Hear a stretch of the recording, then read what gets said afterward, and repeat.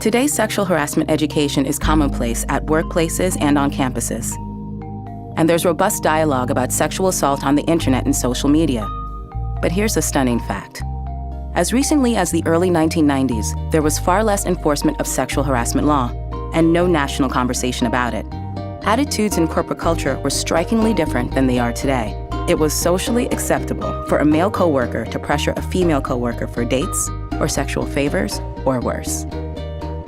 There was a law on the books. The Civil Rights Act of 1964 prohibited sexual discrimination, but it took until 1977 for the first sexual harassment case to be won under that law, and until 1980 for the Equal Employment Opportunity Commission to define sexual harassment and begin its enforcement.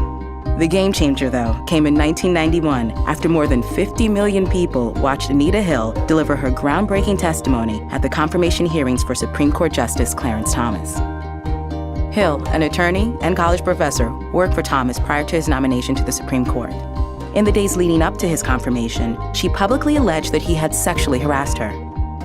Despite Hill's allegations, Thomas's appointment to the court was confirmed by the Senate, and he became a Supreme Court justice.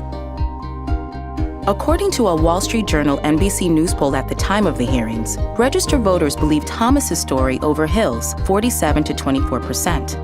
Just a year later, after women began talking about their own sexual harassment experiences, the same poll found voters believed Hill over Thomas, 44 to 34%. In the wake of the hearings, the number of sexual harassment cases filed with the Equal Employment Opportunity Commission doubled. The effect of Hill's testimony at the Thomas hearings could be seen in Washington, D.C., too. 1992 became known as the Year of the Woman. The percentage of women in the House doubled from 5 to 11%, and 4 women, including Carol Moseley Braun, the Senate's first African-American woman, were elected to the Senate. Moseley Braun, along with newly elected California Senator Dianne Feinstein, became the first woman ever to join the Senate Judiciary Committee. The number of women elected to Congress that year was the largest of any single election in United States history. Despite conservative opposition, President George H.W. Bush signed the Civil Rights Act of 1991. The law allowed people to be compensated for damages up to $300,000 in a sexual harassment case. Sexual harassment was now defined as more than just an unwanted touch or threat. It encompassed any unwanted sexual advance.